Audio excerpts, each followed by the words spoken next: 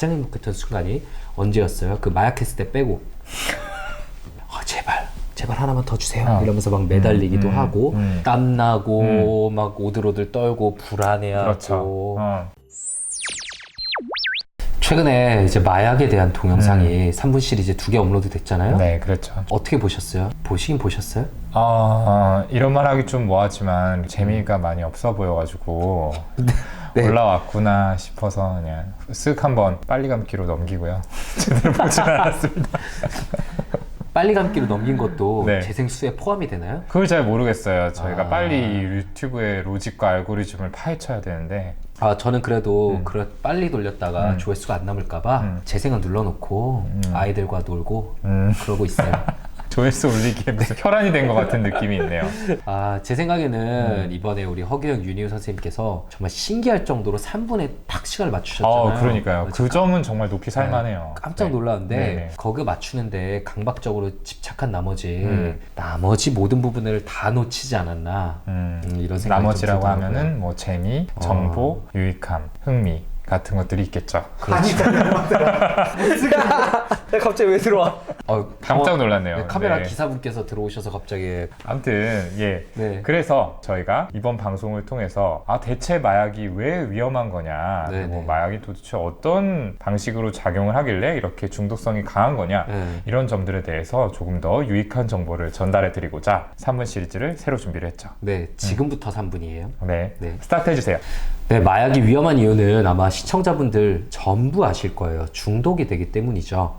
어떤 식으로 중독이 되나 이거에 대해서 설명을 드리려면 마약의 기전을 조금 설명을 드려야 될 텐데, 마약은 우리 뇌에서 이제 행복 호르몬, 쾌감을 느끼게 하는 호르몬들인 세로토닌, 도파민 이런 것들을 더 많이 분출되게 만들어요. 네, 뇌에서 직접 분출시키기 때문에 먹는 즉시 행복해지게 되죠. 오동훈 선생님은 살면서 행복했던 순간이 가장 행복했던 순간이 언제였어요? 그 마약했을 때 빼고.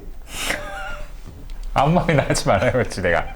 상의되지 않은 드립은 조금 자제해 주시고요. 네네. 제가 이 대본에 있길래 좀 생각을 해봤는데, 아무래도 제 인생에서 가장 행복했던 순간은 아이가 태어나던 바로 그 순간 아닌가. 인생에 하나밖에 없는 보물이죠. 그래서 저는 그 행복을 잊지 못해가지고 둘째를 이렇게 가졌는데, 오동훈 선생님은 말만 이렇게 하시지 나는 하나로도 인생이 너무 힘들다 라고 하시면서 하나만 열심히 키우고 계십니다. 사실이 아닙니다. 네. 그러면 김종훈 선생님은 대체 언제가 가장 그렇게 많이 행복하셨어요? 저요? 아이가 나올 때요. 그거 아니잖아요. 그때가 너무 행복해서 잊을 수가 없고요. 저희 뇌부자들에서 정말 저희끼리 뽕 맞았다 하는 순간들이 있잖아요. 언제죠? 저희가 팟캐스트 하는 초반에 반짝 아이튠즈 전체 2위까지 올라갔던 적이 있었어요. 그때는 뭔가 될 것 같고, 그래서 하늘을 걷는 것 같은 느낌이랄까? 그래서 하루에도 수시로 그 아이튠즈 화면을 열어가지고 확인을 하고 그랬었는데, 요즘에는 스크린샷으로만 만날 수 있죠.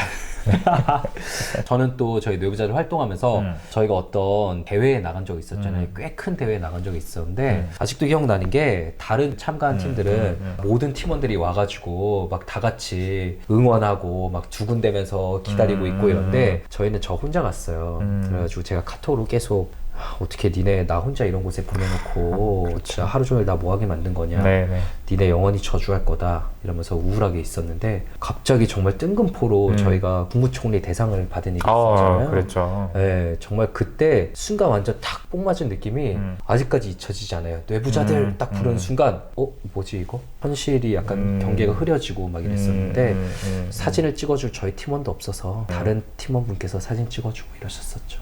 근데 뭐 김지훈 선생님을 제외한 저희 팀원들은 다 공감하겠지만, 워낙 고생을 많이 해서 그 순간만큼은 온전히 혼자 즐겼으면 하는 마음에 저희가 그 자리에 참석하지는 않았어요. 그런 것도 나누면은 아깝잖아요. 대상 탈 줄 알고 독점하시라고 오로지 김지훈 선생님의 공으로 즐기셨기를 바랍니다. 눈가가 되게 촉촉해지네. 네, 좋아요.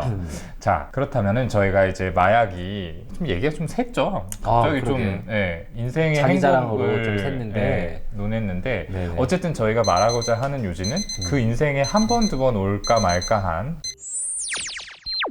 굉장히 큰 쾌감을 주는 행복한 순간을 마약을 복용하면서 그 순간만큼은 느낄 수 있다는 거죠. 네네네. 네.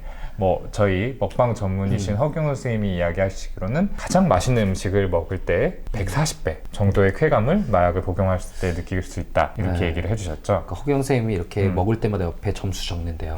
근데 마약을 했을 땐 이거 140점 뭐 이렇게 내가 나오는데 혹시 또 들어오실 건가요? 어쨌든 이제 그런 쾌감을 느낄 수 있다는 건데, 그렇다면 계속해서 마약을 하는 사람들은 끝없이 이런 행복감을 느낄 수 있는가 이런 의문이 드실 텐데, 뭐 정답은 다들 알고 계시겠죠. 네네네. 흔히 알고 있는 마약을 하는 사람들의 말로는 그렇지 않잖아요. 네네. 그 이유는 이 마약이 내성이라는 것을 갖기 때문입니다. 내성이란 단어 다들 잘 아실 텐데요. 간단하게만 설명을 드리면은 같은 물질을 복용을 하더라도 시간이 지남에 따라서 같은 양의 쾌감을 만들기 위해서는 점점 더 많은 양의 물질이 필요하다는 겁니다. 그래서 하루에 뭐 한 번 복용을 했다라고 한다면은 그 한 번 복용할 때 양도 늘어나게 되고 복용하는 횟수도 점점 늘어나게 되는 거죠. 네. 그래야지 이전에 느꼈던 쾌감을 느낄 수 있을 테니까요. 그렇죠. 그리고 이런 강한 자극을 얻고 나면은 이전 일상에서 느꼈던 소소한 행복들은 더 이상 느낄 수가 없게 돼요. 마치 밥 먹기 전에 아이스크림이나 초콜릿 같은 거 먹으면 밥맛이 떨어지는 것처럼 말이죠. 그리고 제일 중요한 게 이런 뇌 호르몬들, 쾌감 호르몬들이 무한정 생성되는 것이 아니라 마약 사용량이 늘어나면서 이런 뇌 호르몬들을 이렇게 계속 뿜어내고 나면은 더 이상 잔고가 안 남아있게 돼요. 호르몬이 텅텅 비어버리는 시기가 오는데 그때는 더 이상 어떤 것들을 통해서도 쾌감, 행복이란 걸 느낄 수 없는 정말 답이 없는 우울증이 찾아오게 되죠. 네. 그런데 이렇게 위험한 그러면 마약 이런 걸 모두가 알고 있으면서도 왜 도중에 끊어내지 못하는 걸까요? 정말 그렇게 잘 나가는 사람들도. 그렇죠.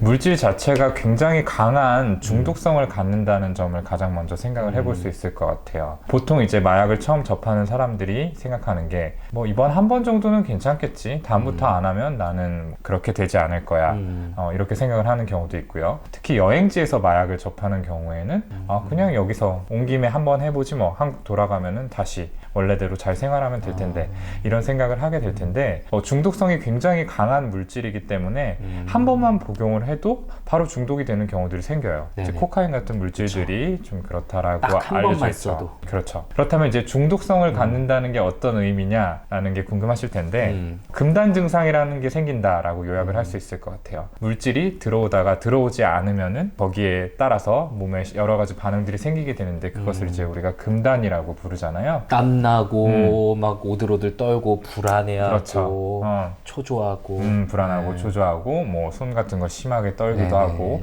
뭐 마약의 종류에 따라 다르지만 그런 모습들을 보이게 되는 거죠. 네. 그리고 이런 신체적인 금단 증상 외에도 정신적인 금단 증상이 이제 갈망이란 게 심하게 생겨요.